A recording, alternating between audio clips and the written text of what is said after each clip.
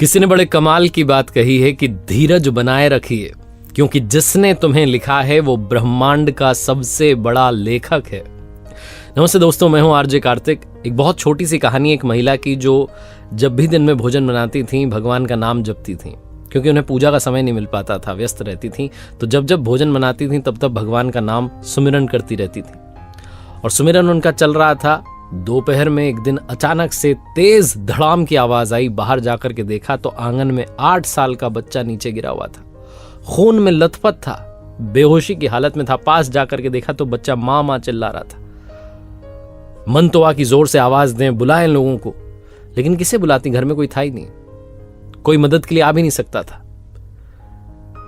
इन madam का 8 दिन पहले ही पेट में ऑपरेशन हुआ था, अपेंडिक्स का ऑपरेशन हुआ था, टांके हरे थे, लेकिन फिर भी पता नहीं कहां से शक्ति आई, बच्चे को उठाया और लेकर के दौड़ती जा रही थी पास वाले अस्पताल की तरफ, जो लगभग 1 किलोमीटर दूर था। और भगवान को सुनाए जा रही थी, बड़बड़ाए जा रही थी कि आपकी इतनी भक्ति करती हूं, इतना सुमिरन करती हूं, और मेरे ही बच्चे के साथ, मेरे ही बच्चे को छत पर से गिरा दिया।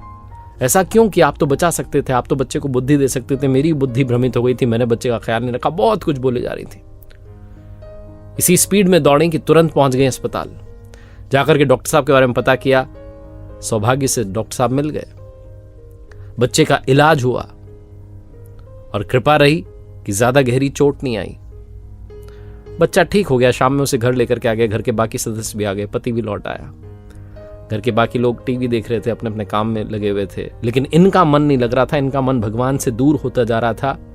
मां की जो ममता थी वो भगवान को चुनौती दे रही थी कि आपने ये क्या कर दिया, मेरे बच्चे को गिरा दिया, मैंने इतनी भक्ति की, पूजा पाठ की, अब मैं आपका नाम नहीं लूंगी। बहुत कुछ सोच रही थी। और जब ये भगवान को चुनौती दे रही थी तब इनके ही मन में इनको इनके प्रश्नों के जवाब मिलने लगे कि वो जहां आंगन में बच्चा गिरा था, जिस जगह पर गिरा था, वहां तो एक बड़ा पाइप लगा हुआ था, जिसे मिस्त्री ने कल ही आकर के तो हटाया। अगर वो मिस्त्री नहीं आता, वो पाइप नहीं हटता, बच्चा उस पर गिर जाता तो ना जाने क्या हो जाता, शायद बच्चा चला जाता, बचता भी नहीं। फिर मन में जवाब मिला दूसरे सवाल का कि तुम्हारे पेट का तो ऑपरेशन हुआ है, अपेंडिक्स का, टांके लगे हुए हैं पेट में, अभी तो टांके भी हरे हैं, लेकिन तुम तो दौड़ती चली गई 1 किलोमीटर दूर तक, अपने बच्चे को, 25 किलो के बच्चे को दौड़ा करके लेके चली गई। तुमसे एक कपड़े की बाल्टी नहीं पहुंच पाती छत तक, लेकिन तुम 25 किलो के बच्चे को उठा करके गोद में दौड़ करके अस्पताल पहुंच गई। ये किसकी कृपा है? और वो डॉक्टर साहब जो कि हॉस्पिटल में 2 बजे तक मिलते हैं, उस दिन 3:30 बजे तक अवेलेबल थे, उपलब्ध थे।